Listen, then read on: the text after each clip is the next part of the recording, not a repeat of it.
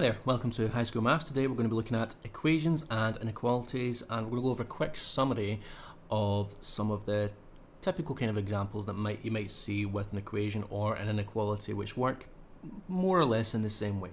So we're going to just jump straight in here, and we've got three examples on solving equations to start off with. So the first one is 3x plus 5 equals 20, and your basic idea with an equation is that you want to keep it balanced. So if you do something to one side of the equation, you've got to do that to the other side of the equation as well, so that you're not imbalancing that equation. Now, the whole goal is to find out the value of the variable, which is commonly x. So here we want to try and isolate this 3x term. That means get it on its own. So here we want to move this plus 5 over to the other side.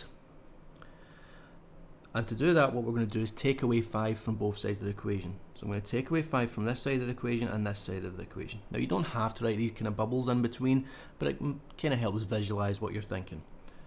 So 3x, take away the 5 is 0 on this part. 20 take away 5 is 15. So we get a simpler equation to solve. 3x equals 15. Now, if 3x equals 15, that means 3 times x. The opposite of timesing by 3 is dividing by 3 to find 1x or x. And we get x equals 5. And that's how you solve equations. Now, we're going to skip the bubbles for the next kind of questions, but we'll talk through them. So this one here, a little bit more complex. What we're going to try and do first of all is get the 6x term on its own. To do that, we're going to add 3 on both sides of the equations. So if I add 3 to this side, that will cancel out the minus 3, because minus 3 and plus 3 are 0. The 2x, the x terms we're not touching. The 6x is staying the same, the 2x is staying the same. All we're doing is adding 3 on one side to the numbers and adding 3 on the number to the other side. So if we add 3 onto the 5, that's going to go as a plus 8. The next step, on this side we want our letters, on this side we want our numbers, but we've got a 2x here. So what I'm going to do next is take away this 2x from this side of the equation, and to keep it balanced I'm going to take away 2x from this side. So if I take away 2x here, that's going to leave me with 4x. I'm taking away this 2x, so that's going to be 0. All I'm left with is a positive 8 or an 8 on its own. And the final step, if we've got 4x equals 8, we're going to divide both sides by 4 to get x equals 2 as our final solution. And on to our final example for equations. We've got a bracket and a bit of collecting like terms to tidy up before we solve the equation, so we're going to multiply out the bracket first. 3 times 4x is 12x. 3 times 1 is 3, plus the 6 that was already there, equals 36. Now on this side of the equation, before I start trying to balance anything out, I'm going to tidy it up, collect like terms. So I've got the 12x, which is the only x term on the left hand side, but I've got a plus 3 and a plus 6, which we know is plus 9. So that equals 36. Now we've got a simplified equation, which we can quite easily solve by balancing. So if we take away 9 from both sides, 12x equals 27. We get an equation now that we can just divide both sides by 12. So x equals 27 divided by 12. Now it's not going to work out exactly, but we can simplify that a little bit. They are both in the 3 times table. So if we divide this by 3, that's 9. Divide this by 3, that's 4. So we get x equals 9 over 4. You could do that as a decimal as well, and that would be fine. It's probably more beneficial to work with your fractions and get a bit of practice on that. So 9 over 4 as your top heavy fraction. You could have that as 2 1/4 or 2.25 as well. Okay, on to the inequalities. Now inequalities, they work the exact same kind of way as equations, but there's arrows in between those. It can be a greater than arrow, a less than or equal to, or a less than, or a greater than or equal to. So that's your different possible options. So you've got greater than or equal to, less than or equal to. But the whole balancing idea still works the same as the equation. Now, what we're going to do for this first one here, let's rub that out, is we want to get, so 4x is greater than 2x plus 20. We want to find the values of x for which that's true.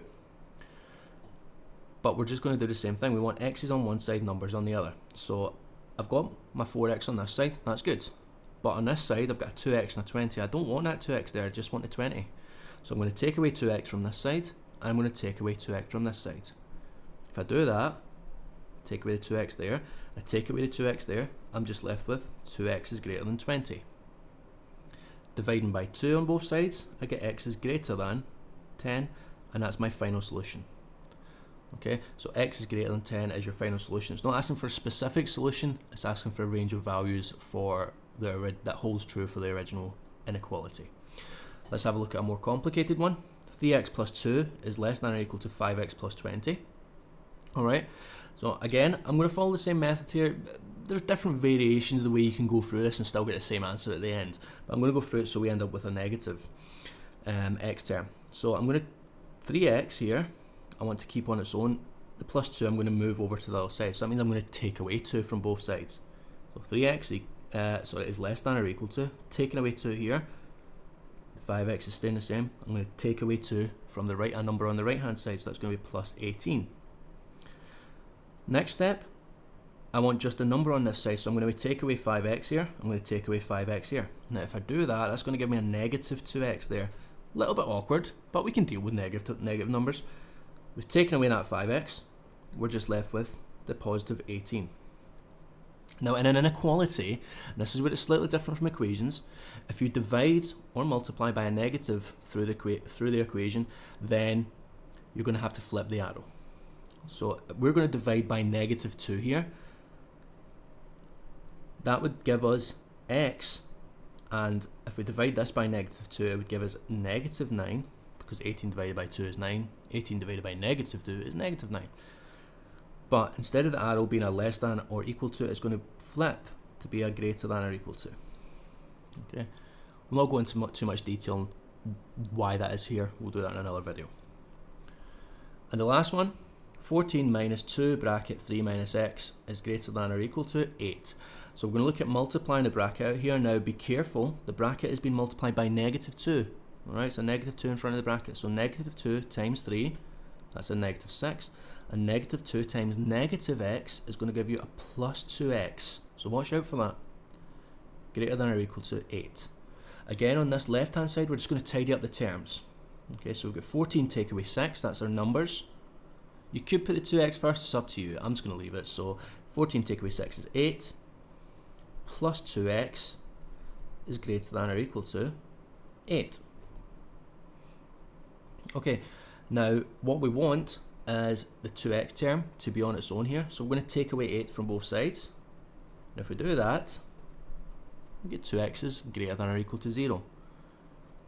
And at this stage, we want to divide by 2, which is going to give us x is greater than or equal to, well, if you divide 0 by anything, you're still going to get 0. Because no matter how many times you share it, you only have 0 to share out. So 0 divided by 2 is 0. X is greater than or equal to 0 is our final solution. Okay, so that shows you how you go about solving equations or inequalities. Both very similar methods, the only difference being you've got arrows in between and the final answers mean something slightly different. But your process and your lines of working are very, very similar, and that whole idea behind it is pretty much the same. So hopefully you found that useful. For our maths videos and resources, please visit highschoolmaths.co.uk. If you liked the video, click that like button and subscribe. Please remember to share the video. Thanks for watching and have a mathemagical day.